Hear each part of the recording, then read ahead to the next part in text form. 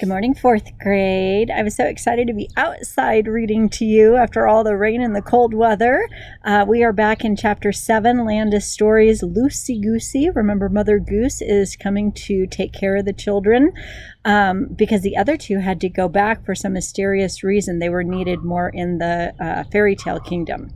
So again, shout out. Thank you, Little Brown Books, for letting us do this recording online. Here we go, chapter 7. Oh, as we're reading too, remember you're supposed to be picking a character that you would most like to be if you could be in the book. And that can evolve and change as you get more information and as we read further into the story, but kind of keep that in mind.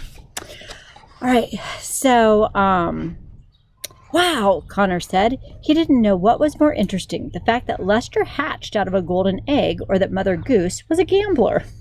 Is it all coming back? Oh, well, Mother Goose said, and took another swig of bubbly. I've put him to work over the years. He's been my main source of transportation. I just hate flying commercial planes.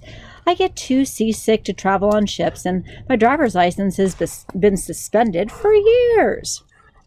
The more she drank, the heavier her eyes became, and the looser her neck seemed to become, because her head began to swivel? Interesting. She held the thermos up to the twins. Forgive me. Did you want some? She asked. I don't think we're legally allowed to have whatever's in there, Alex said. Suit yourself, Mother Goose said. Alex was starting to have serious reservations about her.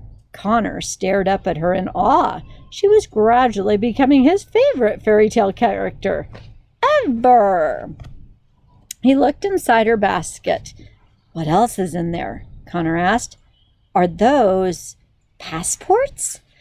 Mother Goose quickly shut the lid of her basket and stared at him, and then he let out kind of an apologetic laugh. Sorry, he said. I didn't mean to invade your privacy. Just wondering why you have so many of them. Look, kids, she said, a little peeved. When you've lived as long as I have and have traveled as much as I do, you make some enemies along the way.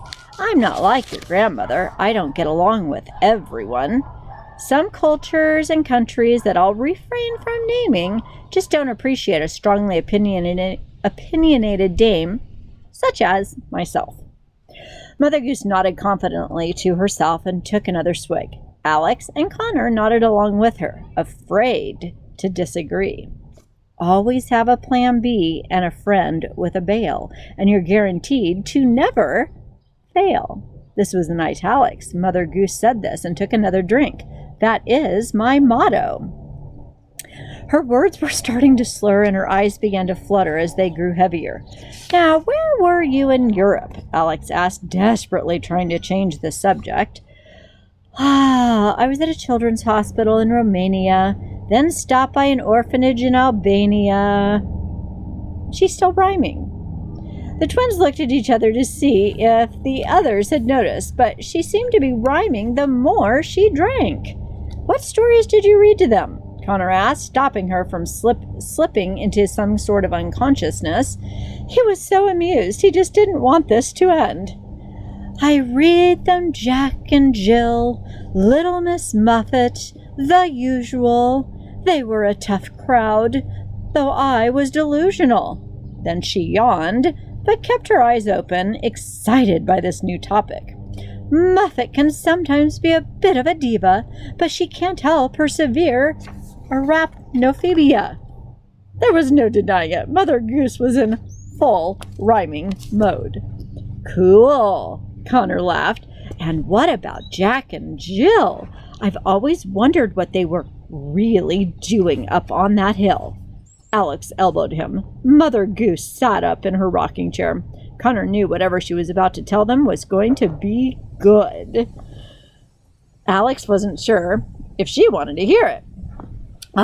Jack and Jill went up that hill for a supposed pail of water, Mother Goose said. Jack fell down, broke his crown, 'cause Jill pushed him, but nobody caught her. No way, Connor said with an intrigued smile. Mother Goose bobbed her head up and down, sloppily nodding. Why did Jill push Jack down the hill? Alex asked. Ha, ha, ha, ha, ha, Mother Goose chuckled to herself. Jack is nimble, Jack is quick, but Jack can be such a... She stopped herself from finishing the thought, perhaps remembering she was talking to 13-year-olds. Well, I think I've had enough bubbly for one night. It is time for bed anyway. Mother Goose put her thermos in her basket and shooed the twins off. Her head touched her chest, her eyes closed, and she instantly fell into a deep sleep in her rocking chair, snoring like a grizzly bear. I like her, Connor said with a goofy grin, climbing up the stairs to bed. She is quite the gossip, isn't she? Alex said. Sure is, he said, and she really lets loose after a few sips of whatever is in that thermos. Alex paused halfway up the staircase and looked back at their sleeping caretaker. Yep, she certainly does. She began forming a plan in her head. Alex tossed and turned all night long, having the worst nightmare of her life. It started off as the same dream she had been having for months. She and her brother ran happily through the woods, only to be kept outside of their grandmother's cottage. However, this time, when they peered through the window, they didn't see their grandmother. They saw their mother. She was crying and whispered, "Help me!" over and over until Alex woke up. Alex was shaking and sweaty, and she began crying. For all she knew, it wasn't just a dream. Her mother could be in serious danger or seriously hurt. Alex couldn't live like this anymore. She really needed to find out what was going on by any means possible.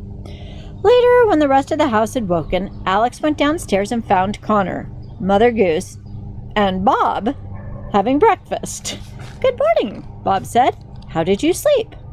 "I didn't," Alex said. "Oh, sounds like we had similar nights," Connor said, looking at her with bags under his own eyes.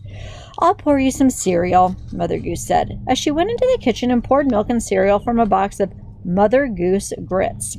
A cartoon illustration of a much happier and smiling Mother Goose was displayed on the box. She placed the bowl of cereal in front of Alex. "Goose Grits?" Alex said. "Should I even ask?" "Don't judge me," Mother Goose said. "I usually hate the depictions of me in this world. They're normally so degrading. But I tried having an open mind about this cereal when they came out with it, and I've been addicted to it ever since." Alex shrugged and took a bite. Actually, it wasn't half bad. Mother Goose was just explaining to Bob all about the fairy tale world, Connor said. "Fascinating stuff," Bob said. He was very eager to continue the conversation. "Correct me if I'm wrong, but you and the other fairies have been around for hundreds of years, traveling between worlds, telling stories to children in need?" "That's it, in the golden eggshell," Mother Goose said. "So you must be thousands of years old," Bob said. Mother Goose shot him a very dirty look. "Hold your horses there, cowboy," she said. "Don't get me wrong, I'm older than dirt, but I'm not as old as you think. This world used to run much faster than ours. You've had so many different eras and periods. The Middle Ages, Renaissance, Enlightenment, Industrial Age, and now the Modern Age. We've only had 3, or so that I can recall." "So what were those?" Alex asked. "Let me think," Mother Goose said. "We had the Dragon Age, the Age of Magic. Oh, and we're currently in the Golden Age. Well, it used to be the Golden Age until all the drama." "Let me think. The Dragon Age?" Connor asked excitedly. "You mean there were dragons in the fairy tale world?" "Oh, tons of them," Mother Goose said. "It was a total mess. Disasters and barbecues left and right. They're extinct now, kind of like your dinosaurs." "Did you ever see one?" Connor asked. "I used to wrestle them long before I took up magic and storytelling," Mother Goose said with a very boastful smile. Connor squinted at her. "Are you just pulling my leg?" he asked. Mother Goose rolled up her sleeve and showed Connor a large burn mark on her forearm. "This is not from cooking, kid." Connor just stared at her with an open mouth. He'd never been so impressed by someone in his entire life. And Mother Goose, she milked the admiration for all it was worth. You were around for the Middle Ages and the Renaissance? Alex asked. So you must have seen so many people and places. I started the Renaissance, honey, Mother Goose said, like it was a tea party she had thrown. The twins felt they were both being led on a little bit now. I did, Mother Goose said. It was just me, your grandmother, Rosette, Skylene, and Violet back then. We were so bored in the human world that one night I just threw a gigantic big party. Oh, we had the grandest of time. Next thing I know, we come back a few decades later, and all of Europe has copied us. Oh, yes, Mother Goose said. And Connor asked, our grandmother was there? Of course. She was a lot of fun back then. After she had your father, she became so motherly. That's how she got her title, the fairy godmother, from being so sweet and maternal to everyone. Alex and Connor exchanged a look. However upset they were with their grandmother, she still became more amazing the more they learned about her. You know, Mother Goose continued, Leonardo da Vinci and I, we had a bit of a fling. Alex gasped. I don't believe you. Now you are making things up. No. Mother Goose rolled her eyes and looked directly into Alex's, serious as can be. Why do you think he tried building that flying machine? He was trying to keep up with me and Lester. Oh, hey, Lester, tell these kids I dated Leonardo. They don't believe me. All of a sudden, Lester appeared at the kitchen window. He nodded, confirming the news for the twins. They were astonished. Of course, I didn't go by Mother Goose back then. The code name was Mona Lisa. You're the Mona Lisa? Connor asked. The famous painting Mona Lisa? Alex asked. Why do teenagers always think people are lying to them? I've got no reason to be dishonest with you, Mother Goose told them. Leo, as I used to call him, made me laugh, but that's apparent in my portrait, of course. So I challenge some of you to look up the famous painting of the Mona Lisa, which is at the Louvre in Paris, if you get a chance after we're done reading. And you decide, is she laughing? All right. Alex and Connor glared at her with their mouths hanging open. They didn't know what to believe anymore. So why did you have a code name? Connor asked. I told you. I got myself some enemies. I've had several aliases over the years. Genevieve, Mona Lisa, Lady Godiva, the Goose Flew. Those were all me. But now, I just simply go by Mother Goose. It really seems to fit me best, you know. Bob was just as bewildered as the twins were. There he sat, a man of education and science, slowly losing faith in everything he thought he knew. So, okay, you and the fairies have been spreading the same fairy tales all this time, Bob asked. We spread them as they happen, Mother Goose said. Our more recent history has had the biggest impact on this world. You know, the stories of Sleeping Beauty, Snow White, Cinderella, blah, blah, blah. That's why we call it the Golden Age. Unfortunately, the more this world began to develop, the faster it seemed to go by in comparison to our world. We were afraid the stories would get lost over time, so we recruited a few people in this world to help us. Like the Brothers Grimm? Bob asked. Yes, the Brothers Grimm, Hans Christian Andersen, Walt Disney, Mother Goose listed. But we stopped recruiting protégés and mostly do it ourselves these days. There just isn't a time difference to be worried about anymore. And things became so calm in our world after the Happily Ever After Assembly was formed. We just needed something to do. Ah, yes, the Happily Ever After Assembly, Bob asked. It's sort of like our United Nations. All the kings and queens signed a treaty to regulate peace. All the kings and queens, the fairy godmother, the fairy council, and I made this assembly. We've watched over the treaty since it was created, Mother Goose said. It's been working out really well. Our world has stayed, well, pretty peaceful.